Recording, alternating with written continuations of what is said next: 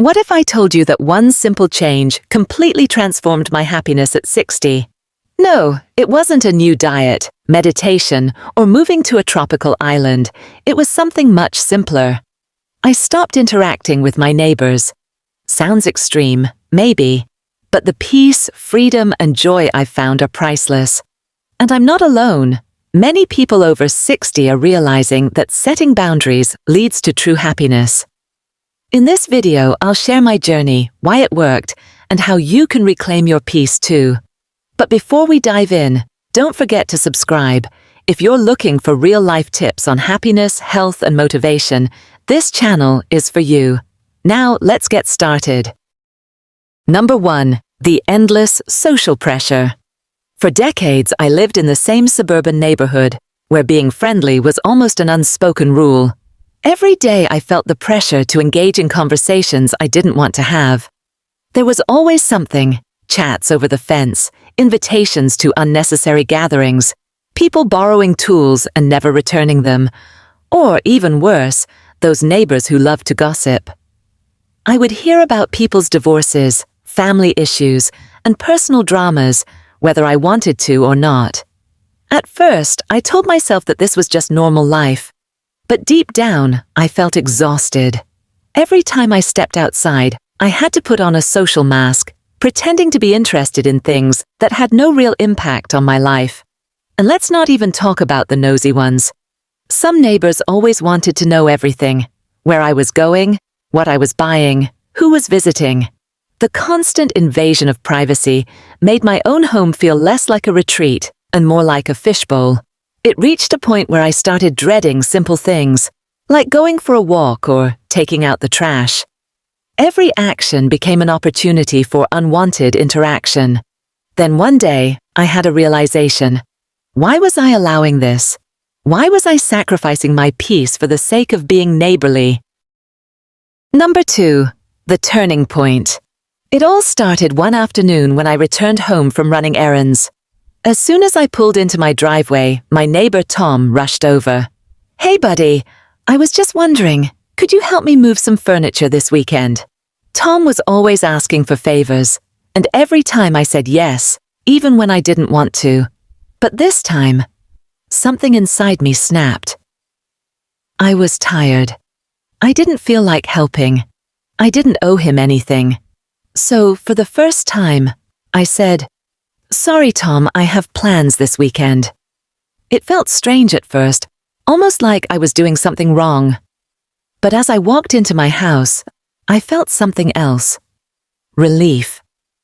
That single moment became the start of something new. I started saying no more often. I stopped engaging in meaningless conversations.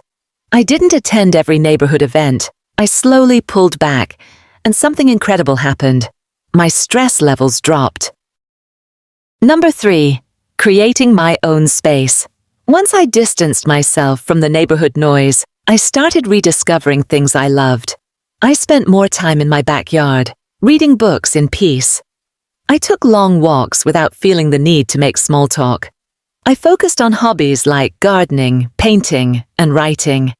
Most importantly, I reconnected with people who truly mattered: my family and close friends.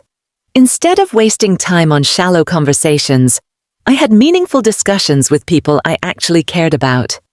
For years, I had been spending more energy on my neighbors than on my own well-being. But by stepping back, I reclaimed my time.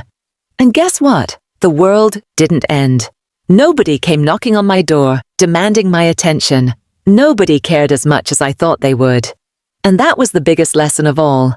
People will move on, and life will continue, whether you're involved or not. Number 4. The peace of being unavailable.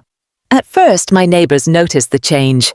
Some asked, "Hey, we don't see you around much anymore. Everything okay?" I just smiled and said, "Yeah, just been busy with some personal projects." And that was it. I realized that most people don't actually care what you're doing. They're just looking for entertainment, a distraction, or something to gossip about. By choosing to step away, I freed myself from unnecessary social obligations. Now my home truly feels like my sanctuary. When I step outside, I do so on my own terms. I no longer feel the need to smile and engage every time I see someone. Instead, I've learned to be polite but distant. A simple nod or wave is enough.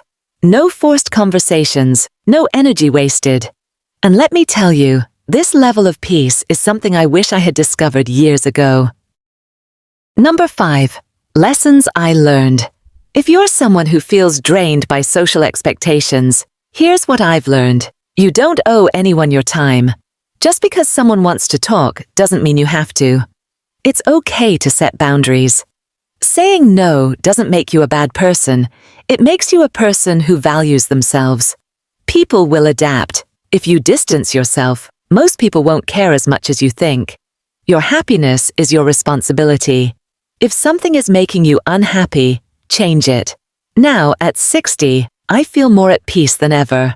I have no unnecessary obligations, no forced conversations, and no stress about what the neighbors think. And the best part? I finally feel like my life is truly mine. Conclusion. If you're feeling overwhelmed by social pressures, I encourage you to try this. Distance yourself, even just a little. See how it feels to reclaim your time and energy. You might be surprised at how much lighter and happier you feel, because at the end of the day, life is too short to waste on people who don't add real value to it. And sometimes the key to happiness isn't in more connections, it's in fewer.